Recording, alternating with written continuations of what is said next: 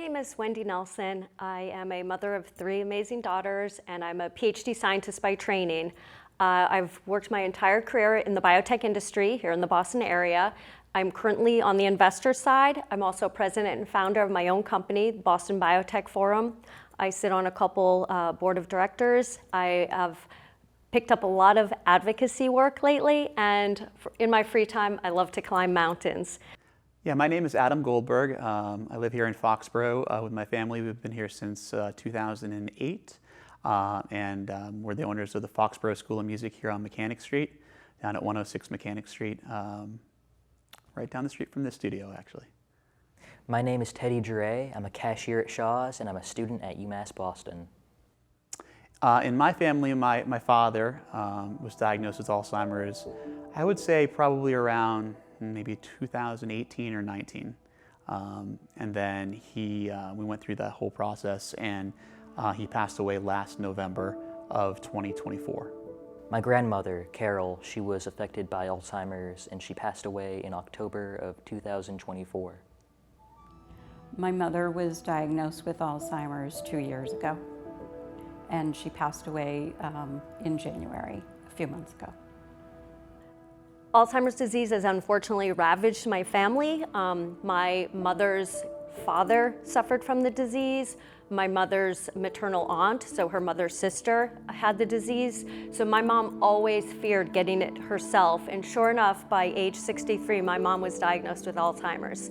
My mom suffered for 13 years, passed away in 2020. And unfortunately, just 6 months after her death, my dad was diagnosed for Alzheimer's. In the interim, after my mom's passing, I decided to try to eliminate the fear of inheriting one copy of the disease from her. So I went ahead and did 23andMe genetic testing, and that testing completely backfired because that's when I found out I in fact carried 2 copies of this variant, putting me in the most likely to get Alzheimer's category. And then sure enough, my father got it shortly thereafter. My sister also has 2 variants like I do. My other sister likely must have 2, but she has not yet tested. My mother's cousin has since been diagnosed with Alzheimer's disease, and all 3 of my daughters carry 1 variant for Alzheimer's. I was in college for most of the time that my grandmother had Alzheimer's and was really affected by it, but I always got little updates from my mom and my aunt about how she was doing, what was happening. At first it was small things like, oh, she would do this quirky little thing, oh, this is a little strange. But over time, I really got to see the toll that it took on my mom and my aunt. They were devoting all of their time outside of work to taking care of my grandmother. It was a constant thing. They didn't have any time for themselves. It was always just, oh, is grandma doing okay now? What does she need? Does she need to eat? Do we have to help her with this? Oh, she dropped something. It was a full-time job on top of a full-time job already. Being a caretaker of somebody with Alzheimer's is very, it's difficult obviously, but it's very instructional as well because, you hear about Alzheimer's disease and you see people who are living with it or families who are dealing with it, but up until the point where somebody that you know in your family is dealing with it, you really don't get the ins and outs of it. So we did a lot of research, we learned a lot. There was obviously ups and downs. It's a difficult process to see somebody go through the phases of, being the person that you've known for such a long time into somebody who is a little bit different every day, every week, every month. So it's definitely difficult, but it was educational in a way because we did a lot of research to try to, make it easier and comfortable for him. Taking care of a patient with Alzheimer's is extremely challenging. She was lucky enough to be in an assisted living center, so we did have a great deal of support. But even with that, her symptoms were among the worst of Alzheimer's. She was paranoid and aggressive. We were not able to really control those symptoms with medication. So there were constant challenges with her caregivers and phone calls, trying to adjust medication, anything to give her some peace. It was a great challenge. Alzheimer's disease is a progressive brain disorder that prevents you from being able to, it takes away your memory, your thinking skills, and eventually it robs you of the ability to do the simplest of tasks.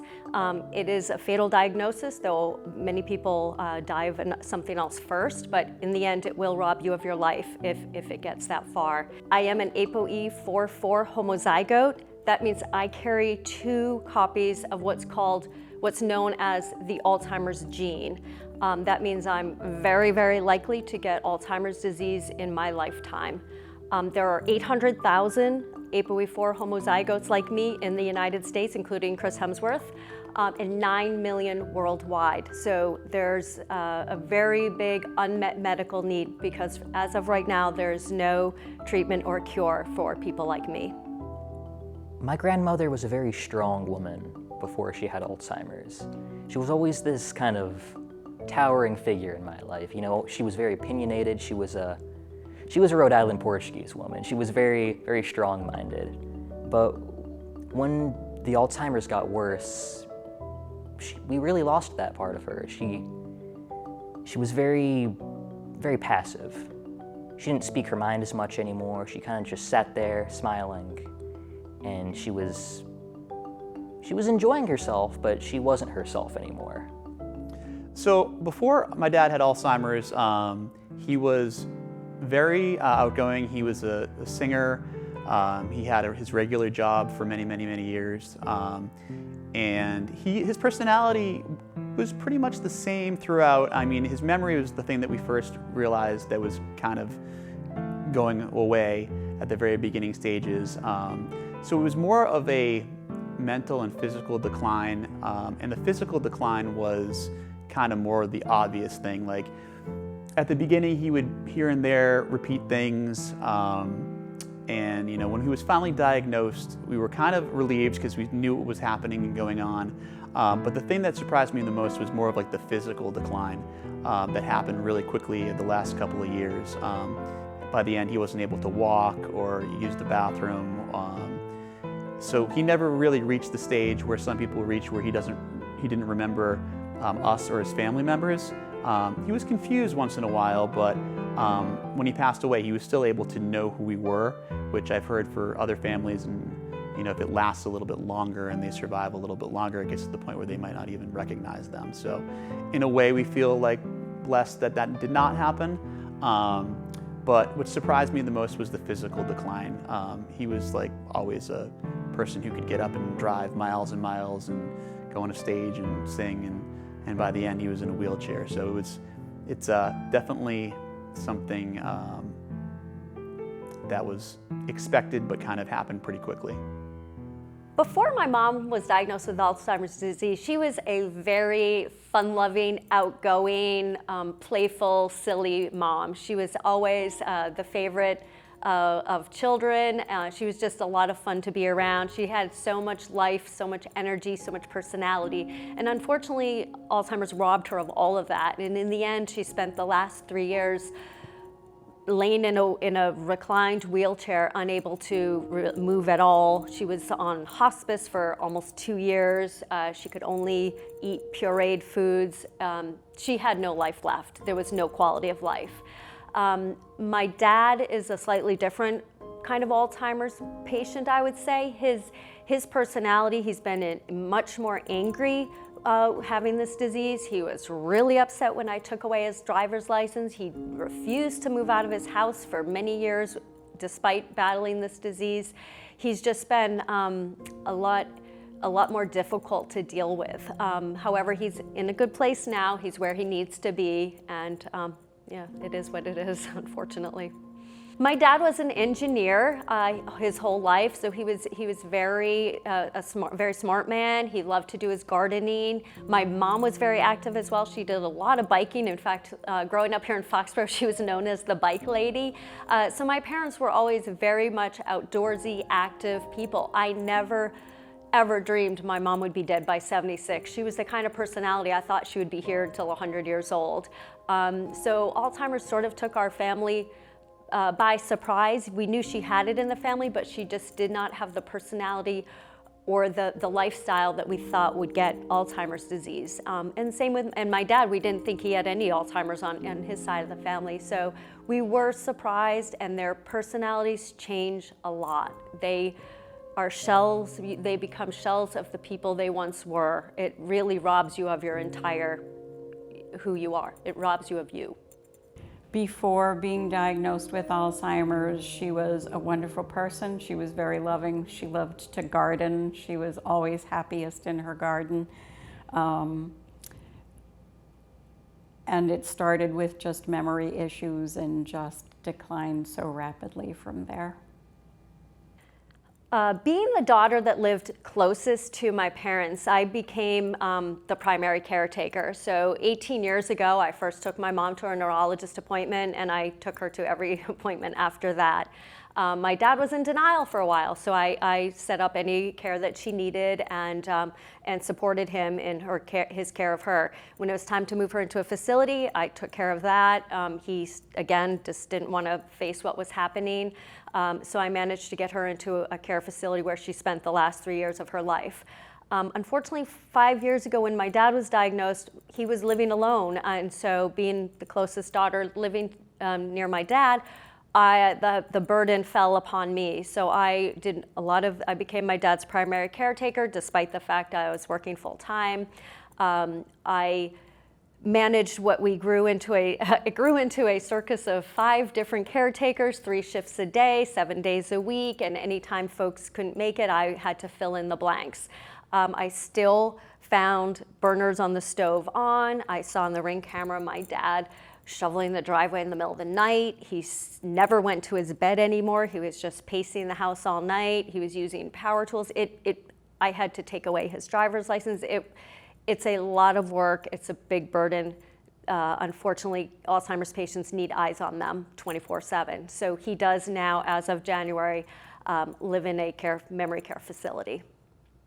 If there was a preventative medicine that my grandmother could have taken 10 to 15 years before, I think it would have made a world of difference. I think I still would have my grandmother, and she would still be herself, mostly. I think an issue that might come with that would be convincing her. She wasn't one to go to a doctor's office. She was more, she was old-fashioned. She liked to just, grit her teeth and bear through whatever happened. But I think if we managed to get her to take a preventative medicine, then we would still have her. If there was some sort of preventative medication, many years before, 10 or 15 years before, depending on the medication, I think that it would have made a difference. I know that there's research going on now in that type of area. I think that would be hugely beneficial to anybody. Obviously, at the beginning, we're not going to be totally sure if it works, but hopefully we can get to the point where we have something at least that slows it down.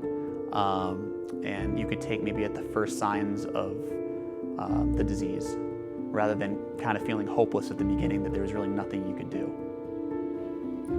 It would have made a great difference to have preventative medication, to give her more years of living a peaceful life would have been such a godsend.